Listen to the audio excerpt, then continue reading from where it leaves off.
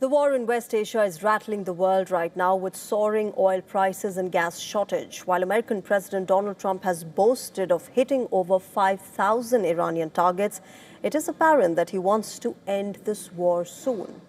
Iran continues to rain missiles on American-Israeli targets in Israel as well as in West Asia. Footage released by the IRGC showed a missile being fired.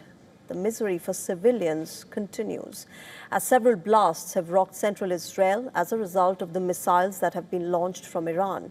At least one person has lost his life, while another was seriously injured by shrapnel. With Iran's continued resistance, Donald Trump threw up a surprise while addressing the House Republicans. He dubbed the war a short excursion and announced that it will end very soon. A lot of work. A lot of brilliant work, but we're going to have a much safer world as soon as it's finished, and it's going to be finished pretty quickly. At the same time, the U.S. president let enough room open for interpretation. He told the Republicans, and I quote, "We have already won in many ways, but we haven't won enough." Addressing a press conference later, Trump added that the United States is going to go further into this conflict. We could call it a tremendous success right now as we leave here, I could call it, or we could go further, and we're going to go further. But the big risk on that war has been over for 3 days. We wiped them out in the first 2 days. Now, his conflicting versions are seen as a bid to claim success in the war as well as reassure global markets, which have crashed owing to the energy crisis. As per reports, Trump's advisors have encouraged him to articulate a plan to extract U.S. from the war and make the case that the military has largely achieved its objectives. The American president has also reportedly been briefed about recent opinion polls which show that most Americans oppose this war. Now, this matters a lot as rising prices of commodities can become an election issue as well for the Republicans in the midterm elections scheduled in November this year.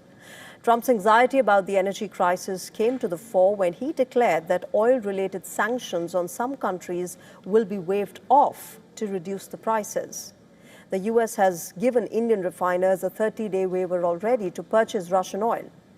On the other hand, Tehran is in no mood to relent. The IRGC has stressed that Iran will determine the end of this war. In fact, they added that it would not allow the export of 1 liter of oil from the region if the U.S. and Israeli attacks continued. In response, Trump and the U.S. Secretary of War, Pete Hegseth, threatened to hit Iran 20 times harder than what they have been hit by so far.